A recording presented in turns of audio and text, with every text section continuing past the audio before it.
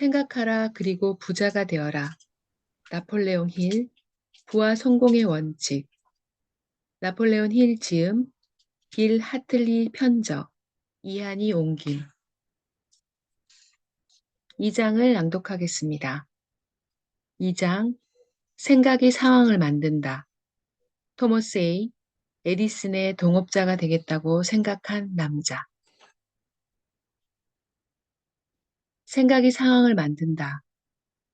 정말 그렇다. 분명한 목표, 끈기, 불타는 열망과 생각이 결합되면 생각은 더욱 강렬해지고 부나 물질적인 대상으로 바뀐다. 에드윈 C. 반스는 생각하라, 그리고 부자가 되어라 라는 말이 실제로 이루어질 수 있음을 깨달았다. 하지만 이 깨달음은 단번에 이루어지지 않았다. 토머스 에디슨의 동업자가 되겠다는 불타는 열망에서 시작해서 한 걸음씩 깨달았다. 반스가 지닌 갈망의 특성은 명확하다는 점이었다.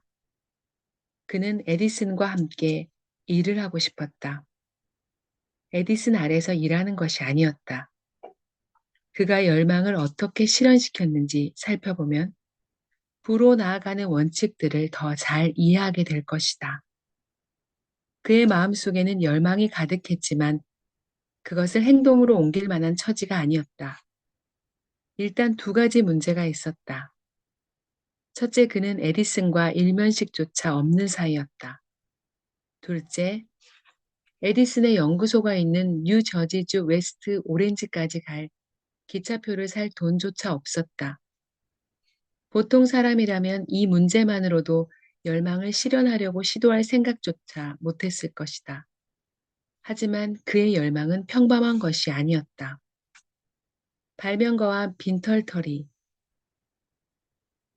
에디슨의 연구소에 찾아간 반스는 에디슨과 사업을 하러 왔다고 선언했다. 몇 년 후, 에디슨은 반스와의 첫 만남을 이렇게 묘사했다. 그는 내 앞에 서 있었다. 빈털터리 같은 행색이었지만 그의 표정에는 뭔가가 있었다. 그 표정은 그가 마음먹은 일은 해내는 사람이라는 인상을 주었다. 그와 몇 년을 함께 지내면서 나는 사람이 정말로 무언가를 마음 깊이 열망하면 하나의 전환점에 자신의 미래를 걸고 반드시 그 열망을 실현해낸다는 사실을 알게 되었다. 나는 그가 바라는 기회를 주었다. 그가 성공할 때까지 끈덕지게 매진하기로 마음먹은 게 보였기 때문이다. 그리고 그 이후에 벌어진 일들은 내 결정이 실수가 아니었음을 증명해 주었다. 에디슨의 사무실에서 반스가 일을 시작하게 된 건 겉모습 때문이 아니었다. 그의 생각, 그것이 중요했다. 반스가 처음 에디슨을 만나자마자 동업자가 된 건 아니었다. 아주 낮은 임금을 받고 에디슨 연구소에서 일할 기회를 얻었을 뿐이다. 몇 달이 흘렀다.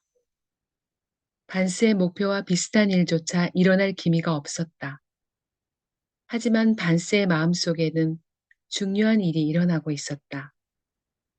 그는 에디슨의 동업자가 되겠다는 열망을 끊임없이 강하게 되새겼다.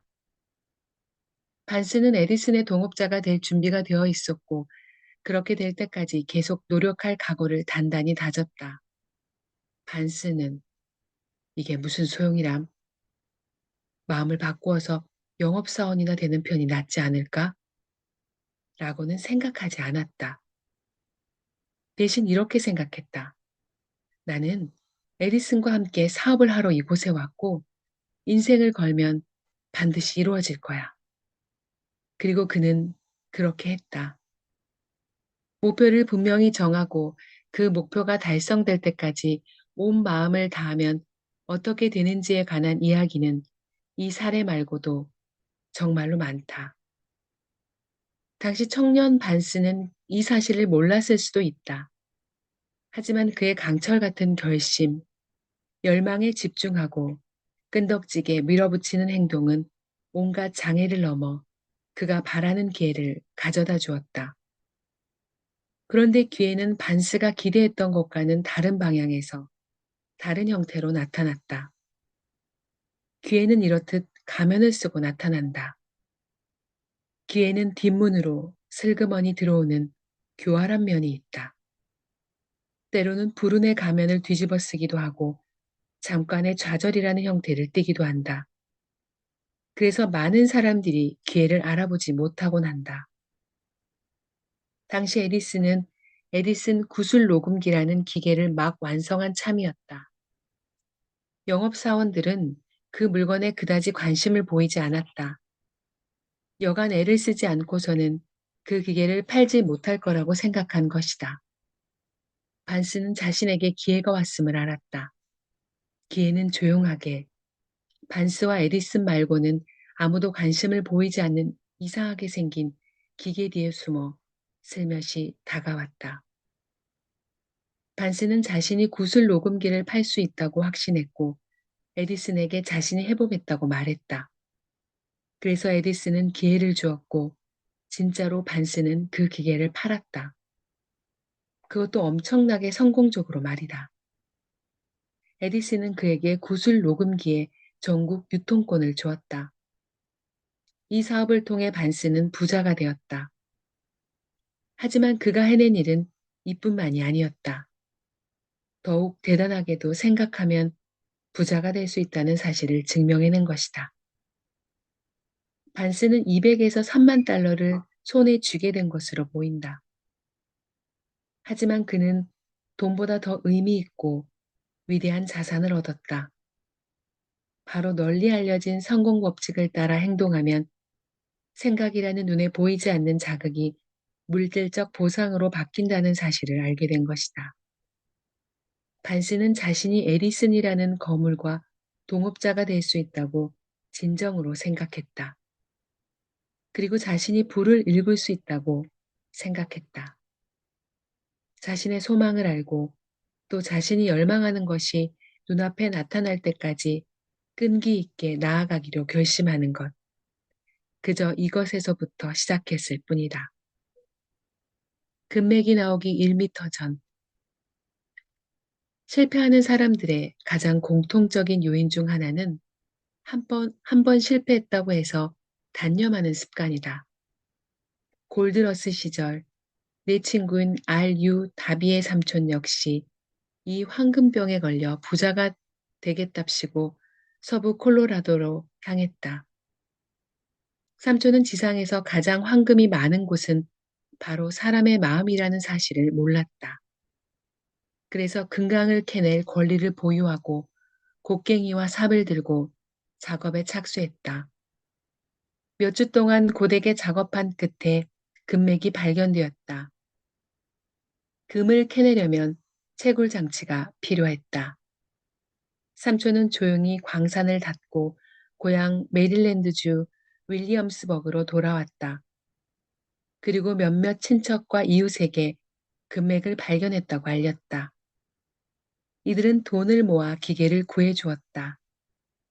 R.U. 다비도 삼촌과 일하기로 하고 함께 금강으로 돌아갔다. 드디어 처음으로 금이 채굴되고 용광로로 보내졌다. 재련해보니 콜라로도에 가서 콜로라도에서 가장 순도 높은 금이었다. 금맥 몇 개만 더 파내면 빚을 모두 갚을 수 있었다. 그러고 나면 막대한 이윤이 남을 터였다. 굴착기가 아래로 내려갈수록 다비와 삼촌의 기대는 더욱 부풀었다. 그런데 일이 일어났다. 금맥이 갑자기 사라진 것이다. 금이 한 줌도 나오지 않았다. 두 사람은 필사적으로 금맥을 파내려 갔다. 하지만 헛일이었다. 마침내 그들은 금을 캐는 일을 단념했다. 두 사람은 채굴 설비를 단돈 몇백 달러의 고물상에 팔고 기차를 타고 고향으로 돌아왔다. 고물상은 광산 기사를 불러 금강을 살펴보았다. 그 결과 삼촌이 잘못된 금맥을 파서 실패했음이 드러났다. 광산 기사에 따르면 금맥은 다비네가 파담한 자리에서 딱 1미터 아래에 있었다. 고물상은 그 금광에서 금을 채굴해 수백만 달러를 벌었다. 그가 한 일은 포기하기 전에 전문가의 조언을 구한 것뿐이었다. 오래지 않아 다비는 생명보험 판매 사업에 뛰어들었다. 바라기만 하면 황금을 거머쥘 수 있다는 사실을 깨달은 건 그 일을 하면서부터였다. 그 후 그는 전에 잃은 것을 여러 차례 만회했다. 다비는 황금을 찾기 전 바로 1미터 앞에서 그만두는 바람에 막대한 손실을 입었다는 사실을 절대 잊지 않았다. 그래서 그때의 경험을 토대로 새로 택한 일에서 수익을 창출했다. 나는 금이 나오기 1미터 전에 그만뒀지 이제는 고객이 한 번 거절했다고 해서 단념하진 않을 거야. 다비는 연간 100만 달러 이상의 수익을 올리는 성공한 보험 판매원이 되었다. 금광 사업에서 포기가 빨랐던 사내는 그때의 교훈으로 끈질긴 사내가 되었다. 성공이 찾아오기 전에 잠시의 실패가 먼저 찾아온다. 패배가 우리를 잡아먹을 때 가장 쉽고 논리적인 반응은 그만두는 것이다. 그리고 대부분은 그렇게 한다. 미국에서 가장 성공한 500명이 넘는 사람들은 이렇게 말한다. 완전히 패배한 순간 한 걸음 떼는 것으로 지금의 성공을 이루었다고 실패는 교활하고 모순적인 사기꾼이다. 실패를 성공에 거의 도달했음을 알려주는 신호로 여기고 기뻐하라. 나폴레온 힐은 실패는 그와 똑같은 크기의 성공의 씨앗을 내포하고 있다고 믿었다. 기업가이자 자기계발 강연가 웨인 레인 루트는 이 말에 영감을 받아 실패의 기쁨을 썼다. 1990년대 후반에 출간된 이 책에는 웨인이 몇 차례의 실패를 성공의 디딤돌로 삼은 경험을 비롯해서 성공과 유명세는 오직 실패에서 교훈을 깨달아야만 얻을 수 있다는 사실을 입증한 사람들의 이야기가 담겨 있다.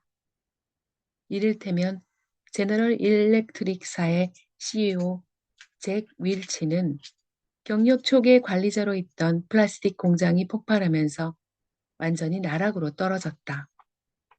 억만장자 찰스 슈바브는 학습 부진으로 기초 영어 과목에서 2차례나 낙제했고 월스트리트에서 일하던 시절에도 한 차례 이상 실패를 겪었다. 하지만 이런 일을 겪은 후에 실패가 자신을 성장시키고 부자로 만들어 주었음을 깨달았다. 실베스터 스텔론, 브루스 윌리스, 오프라 윈프리, 빌 클린턴, 스티브 잡스 등 위대한 성취를 이룬 사람들은 모두 실패를 겪었고 그것이 궁극적으로는 성공으로 이끌어 주었다는 교훈을 배웠다. 이들 모두 실패를 경험했지만 누구도 패배하지 않았다. 차량 점화 장치, 점화 플러그, 에어컨의 프레온, 자동 변속 장치 등 200개 이상의 발명 특허를 보유한 찰스 F 캐터링은 이렇게 말했다. 6살 때부터 대학을 졸업할 때까지 우리는 한 해에도 서너 차례 시험을 치른다. 딱 한 번만 낙제해도 학교에서 쫓겨난다. 하지만 발명가는 늘 실패한다. 발명가의 일은 시도하고 실패하는 것이다. 때로 1000번 이상 실패하기도 한다.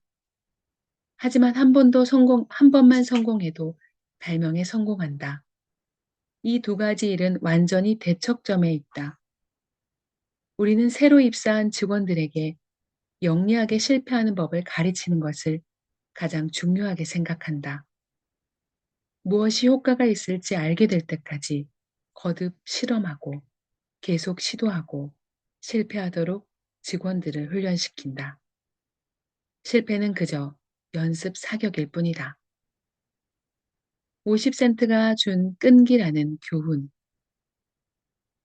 역경이라는 이름의 대학을 졸업한 뒤 다비는 아니오라는 말이 꼭 부정적인 것만은 아님을 깨닫는 사건을 겪었다. 어느 날 오후 다비는 오래된 방앗간에서 삼촌을 돕고 있었다. 삼촌은 대농장을 경영했고 농장에는 수많은 소작인이 거주하며 일하고 있었다. 문이 조용히 열리고 한 어린아이가 들어와서 문가에 섰다. 소작인 한 사람의 딸이었다. 삼촌이 고개를 들어 아이를 바라보고는 거칠게 소리쳤다. 왜 왔니? 아이가 온순하게 대답했다. 엄마가 50센트를 받아오래요. 안 준다. 집으로 가렴. 삼촌이 쏘아붙였다. 하지만 아이는 꼼짝도 하지 않았다.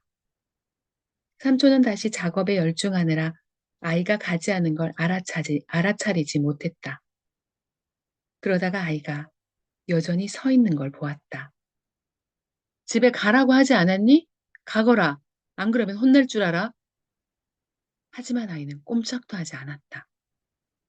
삼촌이 밀 한 포대를 내려놓고 제분기에 쏟아 넣으려다가 아이에게로 시선을 돌렸다. 다비는 숨을 죽였다. 삼촌은 다혈질이었다. 삼촌이 다가가자 아이가 잽싸게 한 걸음 앞으로 나오더니 삼촌의 눈을 올려다보며 소리 높여 외쳤다. 엄마가 50센트 받아오랬어요. 삼촌은 걸음을 멈추고는 잠시 아이를 바라보더니 주머니에 손을 집어넣어 50센트를 꺼내 아이에게 주었다.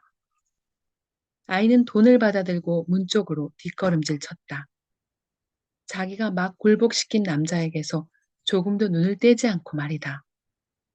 아이가 나간 뒤 삼촌은 상자에 걸터 앉아 창밖을 한참 쳐다보았다. 자신이 당한 일을 놀라워하며 곰곰이 생각하고 있었던 것이다. 다비 역시 그랬다. 아이가 어른에게 자신의 의지를 관철하는 모습을 처음으로 보았다. 그 아이는 어떻게 그렇게 했을까? 삼촌에게 무슨 일이 일어난 거지? 사나운 삼촌이 양처럼 유순해지다니? 저 아이는 대체 어떤 기이한 힘으로 상황을 마음먹은 대로 몰아간 걸까? 이런 질문들이 다비의 머릿속을 스치고 지나갔다. 하지만 다비는 몇 년이 지나도록 내게 이 이야기를 해주던 그 순간에도 답을 찾지 못했다. 먼지가 풀썩이는 오래된 방앗간에서 다비는 내게 그 이야기를 들려주고는 이렇게 물었다.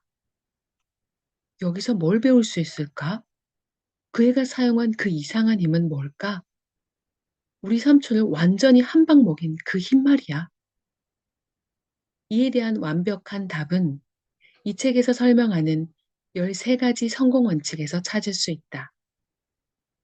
또한 그 원칙에서 아이가 우연히 발휘한 그 힘을 활용하는 법 역시 배울 수 있을 것이다. 늘 정신을 똑바로 차려라. 그러면 어떤 기이한 힘이 아이를 도왔는지 명확히 깨닫게 될 것이다.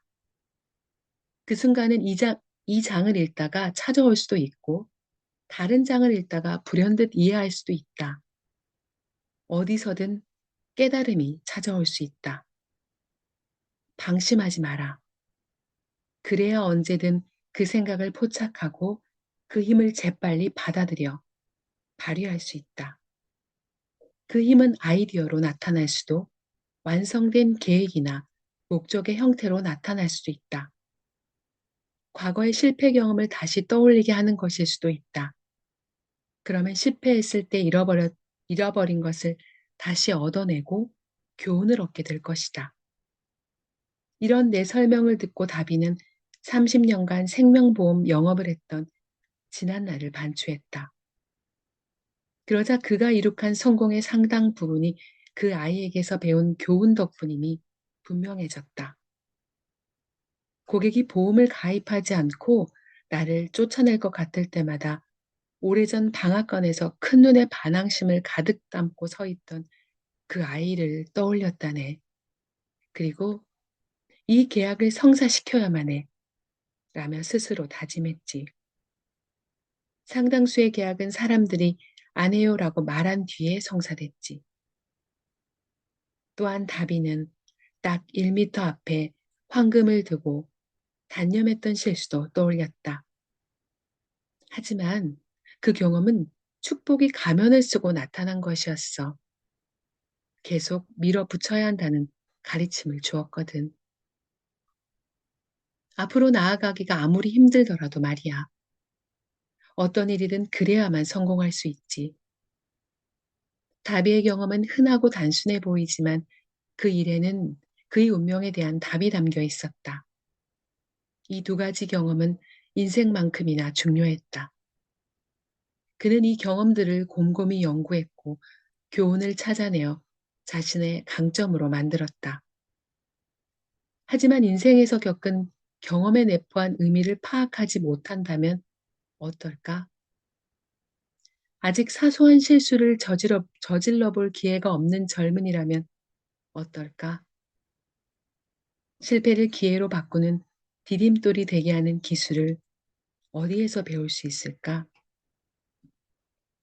이 책은 이런 질문들에 대한 답을 주기 위해 탄생했다.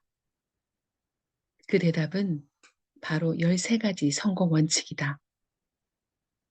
이 원칙들은 하나하나 효과가 있으며 서로에 대한 촉매가 되어 함께 작용한다. 당신이 찾는 구체적인 대답은 이미 마음속에 존재한다. 이 원칙들은 촉매다. 책을 읽다 보면 아이디어, 계획 혹은 목적이 불쑥 찾아오고 해답으로 나아가게 될 것이다. 성공에 필요한 건 견실한 아이디어 하나다. 13가지 성공 원칙에는 이런 아이디어를 창출할 수 있는 가장 실용적이고도 적합한 방법과 수단이 담겨 있다. 성공을 생각하라. 13가지 원칙을 살펴보기 전에 알아둬야 할 사실이 있다. 부는 다가오기 시작하면 한꺼번에 막대하게 밀려온다. 배를 굴던 시절에는 대체 어디에 그것이 숨어 있었는지 의아할 정도로 말이다. 이런 이야기를 들으면 깜짝 놀랄 것이다. 특히 부는 오래도록 근면성실하게 노력해야만 얻을 수 있다는 일반적인 믿음을 지니고 있다면 말이다. 이 책을 읽으면 불안, 마음가짐에서 비롯된다는 사실을 알게 될 것이다. 확고한 목적이 있다면 수고를 하면서 부가 시작된다. 지금 할 일은 불을 끌어당기는 마음가짐을 갖추는 것이다. 나는 그 방법을 찾기 위해 25년간 탐구했다. 나 역시 부자들이 어떻게 부를 일구었는지 알고 싶었기 때문이다. 부의 원칙을 완벽히 익히고 활용하면 곧바로 재정 상태가 좋아지기 시작한다. 손에 닿는 것이 무엇이든 그 자체로 이득을 창출하는 자산으로 바뀐다. 말이 안 된다고? 전혀 그렇지 않다. 평범한 사람들을 괴롭히는 약점 중 하나는 말도 안 돼. 라는 말을 너무 자주 입에 올린다는 것이다. 그들은 어떤 법칙이 효과가 없는지, 자신이 무엇을 할 수 없는지 이야기한다. 하지만 이 책은 성공으로 이끄는 규칙을 쫓고 기꺼이 성공의 전부를 걸 수 있는 사람들을 위해 쓰였다. 성공을 생각하는 사람에게는 성공이 찾아온다. 실패를 생각하는 사람에게는 실패가 찾아온다. 이 책은 실패의 사고에서 벗어나 성공의 사고를 하게 만드는 기술을 가르쳐 주기 위해 썼다. 평범한 사람들의 또 다른 약점은 자신의 느낌과 편견으로 사물과 사람을 재단하는 습관이 있다는 것이다. 가난, 불운, 실패, 패배를 생각하는 습관이 몸에 깊이 밴 나머지 생각하면 부자가 될 수 있다는 사실을 믿기 어려운 사람도 있다. 그런 사고방식을 지닌 이들을 보면 나는 시카고 대학으로 유학을 온 한 중국인 남성의 이야기가 떠오른다. 어느 날 하퍼 총장이 캠퍼스에서 이 젊은이와 잠시 이야기를 나누었다. 하퍼는 그에게 미국인에게서 가장 눈에 띄는 인상적인 특징이 무엇인지 물었다. 어째서인지 자기 식대로만 본다는 겁니다. 모두 관점과 습관의 문제다. 자신이 무엇을 얻어낼 수 있을지에 대한 믿음도 마찬가지다. 자기만의 관점으로만 삶을 바라보는 습관을 가지면 자신이 정한 한계, 자신의 믿음에 따라 사물의 한계를 재는 실수를 저지르게 된다. 포드 V8 모터 모두가 불가능하다고 말했다. 헨리 포드가 그 유명한 V8 모터를 만들기로 결심했을 때 일이다. 포드는 8개의 실린더를 넣은 엔진을 만들고 싶었다. 그리고 기술자에게 엔진의 설계도를 만들라고 지시했다. 설계도를 그려본 뒤 한 기술자가 포드가 말한 엔진을 만드는 건 불가능하다고 말했다. 다른 기술자들 모두 그 말에 동의했다. 하지만 포드는 어쨌든 만드시오 라고 말했다. 기술자들이 계속 불가능하다고 반대하자 포드는 지시했다. 해봐요. 성공할 때까지 계속 해봐요. 시간은 얼마가 걸려도 상관없으니. 6개월이 흘렀다. 아무것도 만들지 못했다. 또 6개월이 흘렀고 여전히 만들지 못했다. 기술자들은 포드의 지시에 따르려고 온갖 방법을 강구했지만 그 일은 불가능해 보였다. 그의 말, 포드는 기술자들과 함께 상황을 점검했다. 기술자들은 이번에도 포드가 바라는 엔진을 만들 방법을 찾지 못했다고 말했다. 그러자 포드가 말했다. 가서 일하시오. 나는 그 엔진을 원하오. 그러니 그걸 손에 넣을 거요. 그러고 나서 마법이 일어난 듯 그 비밀이 발견되었다.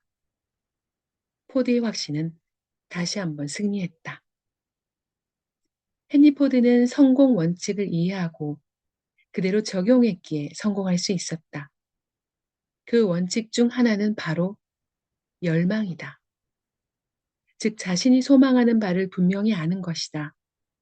이 책을 읽는 동안 포드의 이야기를 기억하라. 그가 이룬 말도 안 되는 업적을 설명할 원칙을 찾아보라. 헨리 포드를 부자로 만들어준 원칙을 집어낼 수 있다면 그 어떤 열망도 이루게 될 것이다.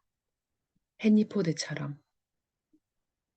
포드의 행동 방식은 항공우주산업, 컴퓨터, 의학, 군사방면을 비롯한 많은 업계에서 실행되는 전략적 계획이기도 하다.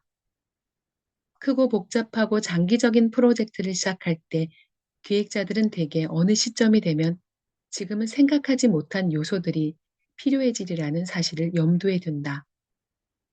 A 지점에서 B 지점으로 넘어갈 방법이 없다고 해서 처음부터 단념하지는 않는다.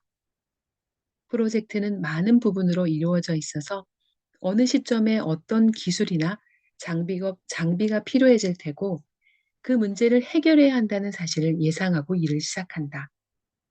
그리고 적절한 시점에 문제를 해결한다. 이런 일이 반복된다.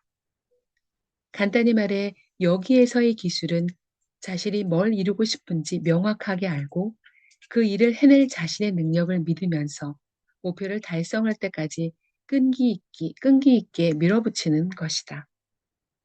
내 운명의 주인은 나인 이유. 나는 내 운명의 주인이요. 내 영혼의 선장이다. 영국 시인 윌리엄 헨리의 시구절이다. 하지만 그는 어째서 자신이 운명의 주인이자 영혼의 선장인지에 대해서도 알려주어야 했다. 그러니까 누구나 자신의 생각을 조절할 수 있는 힘이 있다는 사실을 설명했다면 좋았을 것이다. 또한 두뇌는 우리가 품고 있는 지배적인 생각에 자석처럼 끌려간다는 사실도 알려주었어야 했다. 자석과 같은 우리의 마음은 우리가 품은 지배적인 생각에 걸맞는 힘, 사람, 환경을 끌어당긴다. 막대한 부를 일구려면 먼저 부자가 되겠다는 강렬한 열망을 품도록 자신의 마음을 끌고 가야 한다는 사실도 말해 주었어야 했다. 우리가 할 일은 부를 의식적으로 생각하는 것이다. 그렇게 하면 부에 대한 열망이 부를 읽을 수 있는 명확한 계획을 만들어내게 된다. 하지만 시인인 헨리는 이 위대한 진실을 시로 표현했을 뿐 시 구절에 담긴 철학적 의미를 해석하는 일은 독자의 몫으로 남겨두었다. 진실은 조금씩 모습을 드러냈고 경제적인 운명을 좌우하는 비결을 담은 13가지 성공 원칙을 내게 알려주었다. 운명을 변화시키는 원칙들. 자, 이제 첫 번째 원칙을 살펴볼 준비가 되었다. 그러려면 먼저 마음을 열어야 한다. 이 원칙은 내가 만든 것도 누군가가 혼자 만든 것도 아니다. 이 원칙은 수백만 명의 사람들에게 효과가 있었다. 이 원칙은 당신에게도 효과를 발휘하고 오래도록 그 혜택을 누리게 해줄 것이다. 또한 그 일은 무척이나 쉽다. 몇 년 전 나는 웨스트 버지니아주 셀럼 대학의 졸업식에서 축사를 했는데 불타는 열망을 가져야 한다고 침을 튀기며 말했다. 그 자리에 있던 한 사람이 이 원칙을 완전히 믿고 삶의 주춧돌로 삼았다. 나중에 그 젊은이는 국회의원이 되어 루스벨트 정권에서 요직을 맡았다. 그리고 내게 편지 한 통을 보냈는데 열망의 원칙에 대한 의견이 분명히 드러나 있었다. 이 원칙은 다음 장에서 다루겠지만 그가 보낸 편지를 잠시 소개하겠다. 친애하는 나폴레온 힐 선생님께 저는 상원의원으로 일하면서 사람들이 처한 문제에 대한 통찰력을 지니게 되었습니다. 그에 따라 사람들에게 도움이 될 제안을 하나 하고자 이렇게 편지를 씁니다. 1922년 선생님은 세일럼 대학의 졸업식에서 축사를 하셨지요. 전 그 자리에 있던 졸업생 중 한 사람입니다. 그때 선생님은 제 마음에 생각 하나를 심어주셨고 그 일로 인해 저는 국민들을 위해 복무하기로 이르렀습니다. 장차 제가 어떠한 성취를 해내든지 그 역시 선생님의 강연 덕분입니다. 선생님이 해주신 이야기는 지금도 어제 일처럼 생생하게 기억납니다. 교육도 거의 받지 못하고 무일푼의 영향력 있는 친구도 없었던 헨리 포드가 거물로 성장한 믿기 어려운 이야기였지요. 강연이 끝나기도 전에 저는 스스로 내 자리를 만들 수 있다는 어떤 어려움이 닥쳐오든 극복해낼 수 있다는 마음가짐을 갖게 되었습니다. 올해에도 그리고 앞으로도 매년 수천 명의 친구들이 학업을 마치게 될 겁니다. 그들 모두 제가 선생님에게서 받은 것 같은 실용적인 격려의 메시지를 받고 싶을 겁니다. 어디가 전환점인지, 무엇을 할 것인지, 어디에서부터 인생을 한 발 내디뎌야 할지 알고 싶을 겁니다. 선생님은 그걸 말씀해 주실 수 있는 분입니다. 지금까지 무척이나 많은 사람들이 문제를 해결하도록 도움을 주셨으니까요. 지금 미국에는 아이디어를 돈으로 바꿀 방법을 알고 싶어 하는 사람들이 많습니다. 한 푼 없이 맨손으로 시작해야 하는 실패를 만회하는 사람들이 많습니다. 그들을 도울 수 있는 사람이 있다면 바로 선생님이십니다. 선생님께서 책을 내신다면 사인본을 한 부 가지고 싶습니다. 행복하시길 바라며 진심을 담아 제닝스 레돌프. 1922년 이후로 나는 제닝스 레돌프가 미국 유수의 항공사 중역이 되고 대단한 자기계발 강연가가 되고 웨스트 버지니아주 상원 의원으로 성장하는 모습을 지켜보았다. 그 강연을 한 지 35년째인 1957년에 나는 기쁘게도 세일럼 대학에서 한 번 더 졸업식 축사를 하게 되었다. 그때 세일럼 대학으로부터 명예 문학 박사 학위를 수여받기도 했다. 다음 장을 시작하기 전에 이 책은 마음에 드는 내용만 선별해서 사용할 수 있는 단순한 이론 모음집 같은 게 아님을 분명히 하고 싶다. 13가지 성공 원칙은 힐이 도입부에서 언급했던 수많은 인물이 실제 경험으로 입증한 내용이다. 이 책의 실효성이 입증되었으니 당신에게도 역시 효과가 있을 것이다. 자신에게 그럴 만한 기회를 주어야 하지 않겠는가? 이 책을 읽어라. 의문을 품지 마라. 그냥 읽어라. 믿을만 하거나 따르겠다고 생각되는 부분만 선별해서 읽는다면 성공하지 못했을 때 그 실패가 이 책 때문인지 자기 자신 때문인지 알지 못할 것이다. 인간의 정신은 무엇이든 상상하고 무엇이든 성취할 수 있다고 믿을 수 있다. 2장 여기까지였습니다.